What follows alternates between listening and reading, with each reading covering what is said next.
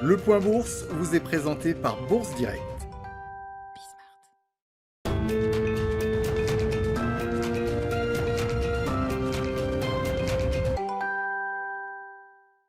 Bonjour à tous, tendance à la baisse ce matin à la bourse de Paris dans le sillage du Nikkei qui clôture en très léger recul ce matin à moins 0,09%. Les investisseurs parisiens devraient rester prudents alors que les craintes se font encore plus vives sur le front sanitaire. En France, le nombre total d'infections a dépassé les 1 million de cas. Ailleurs en Europe, les mesures de restriction se durcissent encore. L'Espagne a par exemple instauré l'état d'urgence pour une durée de 6 mois.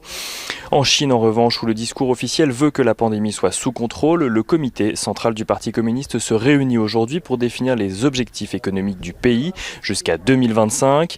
Aux États-Unis, le vote du plan de relance semble compromis à quelques jours de l'élection présidentielle, alors même que le Sénat semble vouloir se focaliser sur la confirmation d'Amy Coney Barrett à la Cour suprême.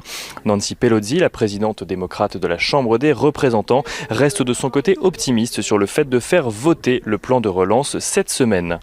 Du côté des valeurs, ce matin, Europcar publie un chiffre d'affaires trimestriel en baisse de 50% par rapport à 2019. Le loueur de voitures renonce par ailleurs à formuler des objectifs pour 2020 dans le contexte actuel.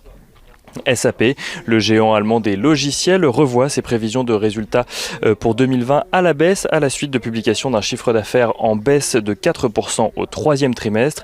Et enfin, HSBC relève de son côté sa recommandation sur EDF et passe de conserver à achat.